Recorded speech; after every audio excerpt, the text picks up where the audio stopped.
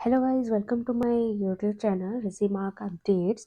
तो आज की वीडियो बहुत ज़्यादा इम्पॉर्टेंट होने वाली है किसके लिए, सीनियर सिटीज़न के लिए। जैसा कि आप सब लोग जानते हैं, अभी सेशन जो है 23-24 वो एंड होने वाला है 31 मार्च के लिए। बस कुछ ही दिन बचे हैं, 8 से 9 दिन। तो आज हम देखेंगे कि जो सीनियर सिटीजन्स के लिए जो एग्जामेशन लाई गई है इनकम टैक्स में, वो कब लाई गई, पूरा डिटेल में देखेंगे कब लाई गई, क्या क्या एग्जामेशन है, कैसे कैसे यूज़ कर सकते हैं, क्या प्रोसीजर है। तो वो चीज़ आज हम देखेंगे। सबसे पहले तो finance act ushered in a significant change, finance act 2021 आया था, जिसमें किसमें सेक्शन 194 पी, जिसमें ये किसको एम किया गया था, रिलीफ देने के लिए हमारे जो सीनियर सिटीजन्स होते हैं। अब सीनियर सिटीजन तो 60 अबव को भी कहते हैं, बट नहीं, यहाँ पे जो 75 है, जिनको सुपर सीनियर सिटीजन्स भी कहते हैं, जो 75 ईयर्स के हैं या उससे अबव हो गए हैं, उनके लिए, क्योंकि वो भी अपना सोसाइटी में कंट्रीब्यूशन देते हैं, उनकी भी कुछ फाइनेंशियल नीड्स होती है, इसलिए उनको इनकम टैक्स में कुछ अलग से जो है रिलीफ दी गई है। अब देखते हैं कि जो सेक्शन 9194 पी है वो है क्या। तो सेक्शन 194 ऑफ पी जो इनकम टैक्स है 1961 में, जिसको इंट्रोड्यूस किया गया था 2021 के बजट में। अभी जैसे 24 का बजट आया था, उसी तरह 2021 के बजट में जो है सेक्शन 194 पी को इंट्रोड्यूस किया गया था। किन के लिए, सीनियर सिटीजन जो 75 एज के हैं उनके लिए, उनको एग्जेम्प्ट कर दिया था अपनी जो इनकी जो इनकम टैक्स रिटर्न, जो ट्रेडिशनली जिस वे में वो ऑलरेडी भरते हुए आ रहे थे, तो ट्रेडिशनली जैसे कर रहे थे उस तरह से उनमें कुछ चेंजेस लिए गए थे। अब मेन चीज़ है कि क्या क्या क्राइटेरिया है कि उनको एग्जेम्पशन मिलेगा। सबसे पहला क्या है, एज उनकी 75 या उससे ज़्यादा होनी चाहिए, 60 अबव के लिए ये नहीं है। उसके बाद है रेसिडेंसी स्टेटस, लास्ट ईयर में वो इंडियन रेसिडेंट होने चाहिए।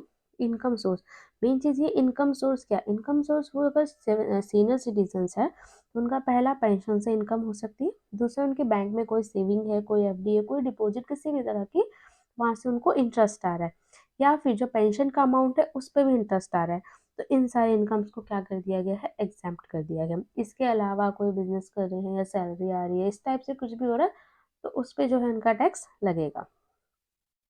अब कंडीशन क्या है एग्जामेशन की, ये हमें देखना है। तो उसके बाद है, तो इस एग्जामेशन को लेने के लिए सीनियर सिटीजन्स को एक डिक्लेरेशन डालनी होगी, जिसमें कुछ एसेंशियल डिटेल्स होती। डिक्लेरेशन किसको डालनी है, बैंक्स को, जिस बैंक में भी उनका अकाउंट है, जिसमें भी जो है उनका डिपॉजिट पे इंटरेस्ट आ रहा है, ताकि जो उनका टीडीएस डिडक्ट ना हो। Next, these specified banks will be tasked and deducting TDS for eligible senior citizen, factoring the deduction under Chapter 4A and rebate under Section 87A, ताकि जो बैंक जो TDS डिडक्ट करता है तो उसको जो है इन रूल्स को देख के वो डिडक्ट करे। उसके बाद है फाइलिंग डिक्लेरेशन। डिक्लेरेशन कैसे करेंगे, स्पेसिफाई बैंक को देंगे, डेफिनेटली कैसे देते हैं, जैसे हम अपने पैन से रिलेटेड भी एवरी ईयर जो है बैंक को डिक्लेरेशन दे के आते हैं, सेम उसी तरह से पैन का डिक्लेरेशन देंगे, पेंशन पेमेंट ऑर्डर है उसका डिक्लेरेशन देंगे, कितनी इनकम है उसका, डिडक्शन अंडर 80C और 80U के अंदर में कोई डिडक्शन आप अवेल कर पाते हैं उसका देंगे, रिबेट आपको जो मिलती है 87 है उसका देंगे, and confirming of having only pension and interest income. और बैंक को आपको ये कन्फर्मेशन देनी होगी कि आपकी सिर्फ और सिर्फ जो इनकम आ रही है बैंक में, वो इंटरेस्ट से आ रही है, सेकंड पेंशन से आ रही है। ओके, तो ये इस तरह का आपका फॉर्म होता है, इस फॉर्म का नाम है 12BBA। इसमें मेन आप देखेंगे डिक्लेरेशन, क्या लिखा हुआ है, declaration to be furnished by super citizen under sub clauses 3 clause of B, explanation number section 194P। जैसा भी हम देखा, जो 2021 में जो फाइनेंस एक्ट लाया गया था बजट में, उसमें भी 194P सेक्शन का जिक्र किया गया था, सेम उसके अंडर ही जो है इस फॉर्म को बनाया गया है, जिसमें क्या है, name and address of a person रहेगा, पैन ऑफ आधार रहेगा, प्रीवियस ईयर कौन सा था वो आपको मेंशन करना है, डेट ऑफ बर्थ क्या है, नेम ऑफ स्पेसिफाइड बैंक, किस बैंक को आप ये डिक्लेरेशन दे रहे हैं, name of employer which pension is drawn, कौन से एम्प्लॉयर की तरफ से आपको जो पेंशन मिल रहा है, या आपने कहाँ वर्क किया था, अगर गवर्नमेंट में वर्क किया तो किस डिपार्टमेंट में वर्क किया था, वो डिटेल्स देनी होगी। जिसमें आप उसके बाद आप pension payment order number, pension payment जो होती है एक ऑर्डर नंबर के अकॉर्डिंग, वो आपको डिटेल्स देनी होगी। उसके बाद वेरिफिकेशन होगा, जिसमें सिंपली लिखा है I son and daughter of hereby certified that information care, means इसमें इतना लिखा होता है कि मैं ये पर्सन सन ऑफ या डॉटर ऑफ ये बताना चाहता हूँ या चाहती हूँ कि जो मैंने ऊपर जो भी इन्फॉर्मेशन दी है वो करेक्ट है, एंड जो मेरी इनकम का जो नेचर है वो पेंशन है और इंटरेस्ट है, जो कि मुझे मेरे इस बैंक अकाउंट में मिलती है। डेट डालेंगे, प्लेस डालेंगे, signature of person, full name डाल के आपको ये सबमिट कर देना है। और हाँ, ये एवरी ईयर सबमिट करना है। अब हम देखते हैं कि उनका टैक्स कैलकुलेट कैसे होता है। Calculation of taxable income. अब टैक्सेबल इनकम तो आपकी कैलकुलेट होगी, बट ये उस पर टैक्स नहीं लगेगा, रिबेट दे दिया जाएगा। तो जैसे कि अभी नॉर्मली क्या है, 7.7 लाख तक जो है टैक्स तो लगता है, बट क्या है वो रिबेट हो जाता है। Upon submission of a declaration the bank calculates gross income. जब आप डिक्लेरेशन ही सबमिट करेंगे तो बैंक आपकी जो है ग्रॉस टोटल इनकम चेक करेगा, इनकॉर्पोरेटिंग पेंशन चेक करेगा, पेंशन से आ रही है, इंटरेस्ट से आ रही है, along with deduction and rebate. सारे डिडक्शन और रिबेट्स को देखकर जो भी सीनियर सिटीजन पे एप्लीकेबल होंगे, क्योंकि जब आप उनको फॉर्म दे रहे हैं सबमिट करके, डिक्लेरेशन दे रहे हैं, इसका मतलब आप बैंक को रिमाइंड करा रहे हैं।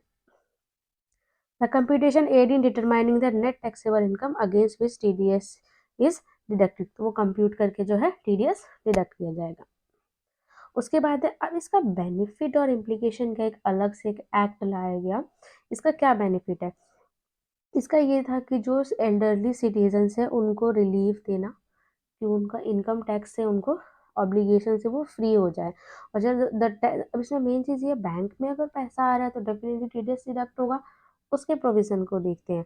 The tax deducted by the specified bank is duly reported to the department. जब बैंक टैक्स डिडक्ट करेगा तो वो डिपार्टमेंट को इंफॉर्मेशन कर देगा। Need for a further compliance for senior citizen 75 and अब कि उन्होंने ये कंप्लाइंस किया, उसके बाद सिंपल जब आप आईटीआर अपनी फाइल करेंगे तो आपको वो रिवर्ट आ जाएगा। अब वो हो सकता है कि आपके मन में भी बहुत सारे क्वेश्चन होंगे, तो एक एक करके कुछ क्वेश्चन है उनको हम लेते हैं। फिर भी अगर कोई भी क्वेश्चन आपका रह जाता है तो आप नीचे हमें कमेंट बॉक्स में लिख सकते हैं, आपको उसका आंसर प्रॉपर दिया जाएगा, या फिर आप हमसे व्हाट्सएप पर भी कॉन्टैक्ट कर सकते हैं, व्हाट्सएप एंड मेल का यूज़ करके। ओके, तो पहला क्वेश्चन देखते हैं। Who is exam for ITR under under section 194 B. 194 B के अंडर में कौन जो है एग्जाम्प्ट है? तो सिंपल सी बात है, सीनियर सिटीजन जो कि 75 एज के हैं या फिर उससे ज़्यादा के हैं, पर उनकी इनकम पेंशन या फिर इंटरेस्ट से आ रही होगी।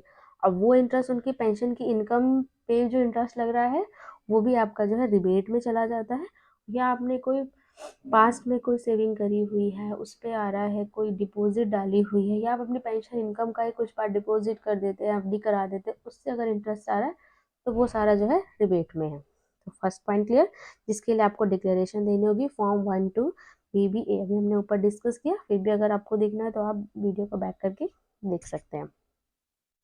उसके बाद है which tax regime applies. Main point ये है क्योंकि अभी के टाइम में हमारे पास दो टैक्स रिजीम है, और अब जो सेशन से क्या होगा, आपका न्यू रिजीम बाय डिफॉल्ट हो जाएगा। अब इससे पहले क्या था, आपका ओल्ड रिजीम बाय डिफॉल्ट था। तो इस बात का आपको ध्यान रखना है जब भी आप अपनी आईटीआर फाइल करेंगे। उसके बाद the bank calculate net taxable income. तो बैंक क्या करेगा, उस पर टैक्सेबल इनकम को कैलकुलेट करेगा और देखेगा कि बेनिफिशियल है या नहीं है। नेक्स्ट है what are the reduction limit under ATC and ATD for senior citizen. अब नॉर्मली अगर हम देखें एटीसी और एटीडी में उनको कितना रिडक्शन जो है मिल सकता है, तो वो जो है 1,50,000 का रिडक्शन उनको एटीसी में मिलेगा और 1 लाख का सेक्शन 80D में मिलेगा। उसके बाद what is the form of 15H of senior citizen. 15H का क्या मतलब है? 15H का मतलब है कि आप एक डिक्लेरेशन सबमिट कर रहे हैं, किसको? to prayer to avoid the tedious deduction income falls between basic exemption।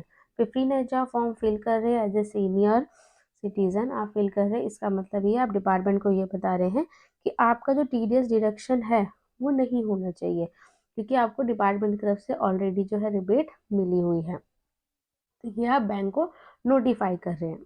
तो ये आपको एवरी ईयर करना होता है, जो नॉर्मली सभी करते हैं। अगर कोई इंडिविजुअल है लेस देन 75 है तो वो भी बैंक को इन्फॉर्मेशन करता है, तो उससे क्या होता है, नॉर्मली टीडीएस 20% करता है अगर आप डिक्लेरेशन नहीं देंगे। अगर आपने पैन कार्ड अटैच नहीं करा हुआ है, एवरी ईयर डिक्लेरेशन नहीं देंगे तो बैंक आपका 20% टीडीएस डिडक्ट कर लेगा, और अगर आपने दे रखा है तो बैंक आपका सिंपली 10% ही डिडक्ट करेगा, इस तरह से। उसके बाद what is the age limit of section 194B। Nice question. तो इसका क्या है, फर्स्ट आपका रेसिडेंट होने चाहिए सीनियर सिटीजन, और उनकी एज क्या है 75 ईयर्स या फिर उससे ज़्यादा होनी चाहिए।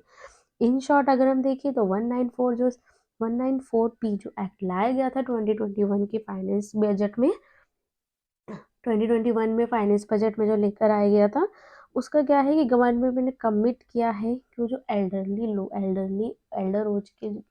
एज के जो लोग हैं उनको रिलीफ देना, इंश्योर करना कि वो फाइनेंशियली फिट रहे, उनको टैक्स ना देना पड़े अगर उनकी नॉर्मल पेंशन की इनकम है। क्योंकि सिंपल सी बात है, उन्होंने लाइफ टाइम मेहनत की है, तब आज उनको पेंशन आ रही है, तब आज उनको किसी सेविंग पे इंटरेस्ट आ रहा है, तो उनको इस टैक्स की लायबिलिटी से उनको अलग रखना।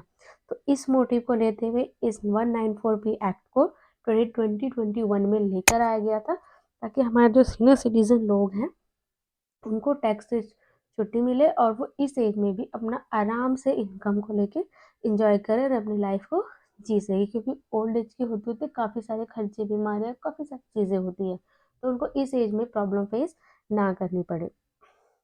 उसके बाद thanks for watching my video.